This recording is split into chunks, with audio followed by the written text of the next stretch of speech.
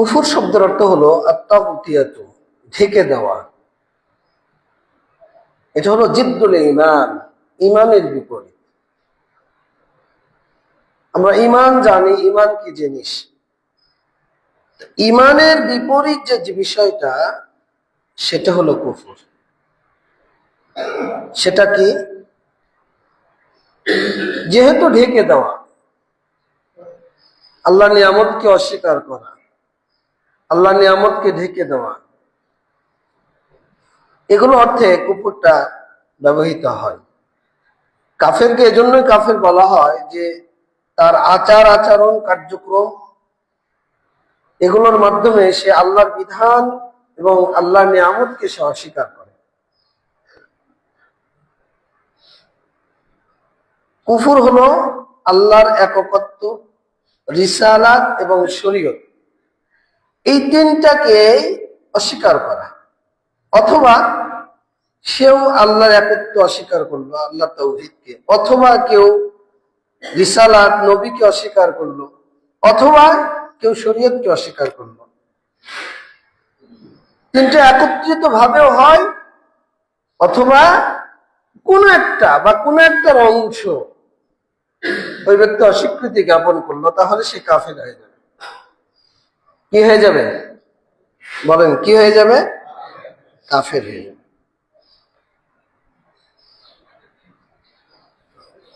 যা ব্যতীত ইসলাম পূর্ণতা পায় না তা অস্বীকার করে,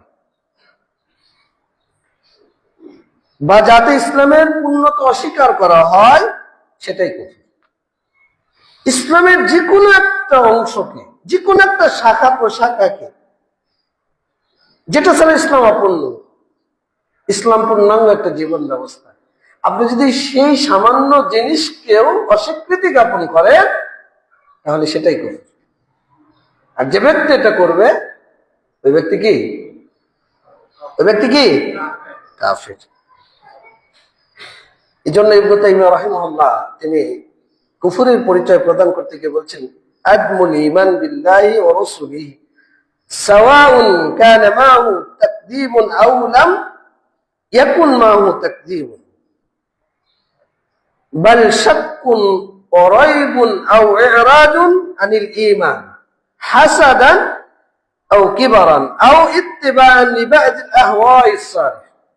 তিনি বলছেন যে মিথ্যা যুক্ত হোক আর না হোক, নিছক সন্দেহ সংশয়, শাক্কুন অরাইব, সন্দেহ সংশয়, আও ইরাদুন আনিল ঈমান, ঈমান থেকে মুখ ফিরিয়ে নেওয়া, ঈমানের কোন বিষয়ে সন্দেহ পোষণ করা, ইসলামের কোন বিষয়ে সন্দেহ পোষণ করা, সংশয় পেশ করা, হাসাদান হিংসাবশত, আও কিবারান অহংকার বশত,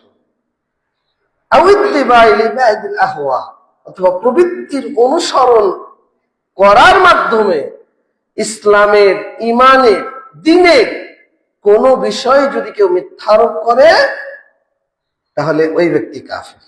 এটা হলো কুফর। এটার নাম কি? কুফর।